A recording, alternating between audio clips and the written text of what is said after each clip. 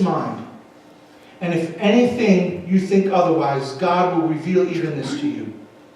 Nevertheless, to the degree which we have already attained, let us walk by the same rule. Let us be of the same mind. Paul had already told the truth to the Philippians, and he was reminded. That's why he opened up this chapter by saying, it's not tedious, it's no big deal for me to write the same things to you I've already written to you. It's to your benefit.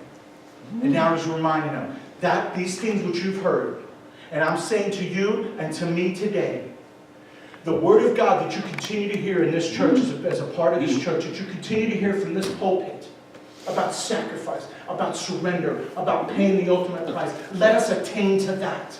Let us focus on that. Let that be what we focus on. Not me. I'm not going to make this about me.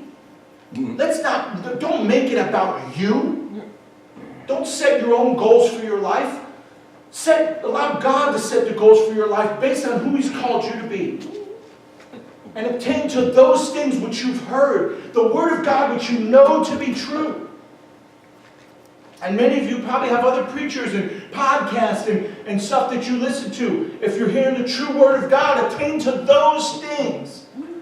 Let's not just be satisfied with where we're at. Let's not set our own standard of living.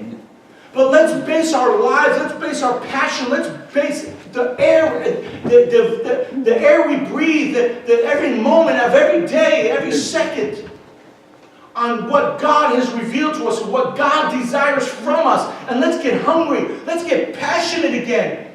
Because it's hungry people who get fed. It's passionate people who get fed. And I'll close with this. This wasn't part of my message, but I just feel it just came to my mind, so I'm going to put it out there.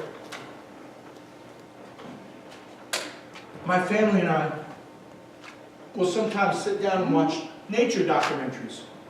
And we love to learn about things in the animal kingdom and all kinds of different animals. And we're watching one time, and I don't remember what kind of bird it was at this point. It was a bird of prey, but I don't remember what kind. But they'll have several hatchlings. They'll lay several eggs, and they'll have several hatchlings. But often only one of them will live.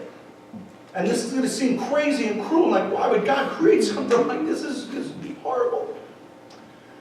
But the mother and the father, they can only go and hunt so much food. They can only get so much, and they often can't find enough to feed all of them.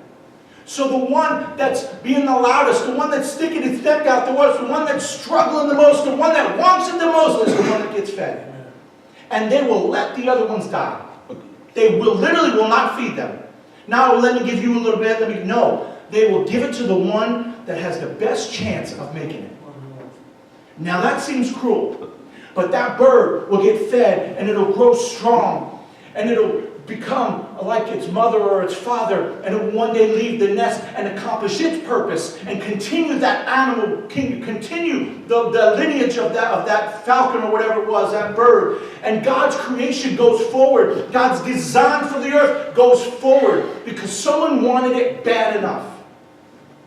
And it's time for you and I to get hungry again. It's time for you and I to say, all I want is your attention, God. All I want is your presence. All I want is you with me. If you don't go with me, I'm not going any further.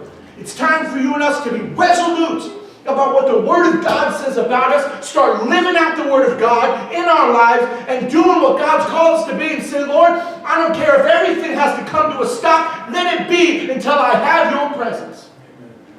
Are you with me? Bow your heads with me today. Father, we thank you for your word today.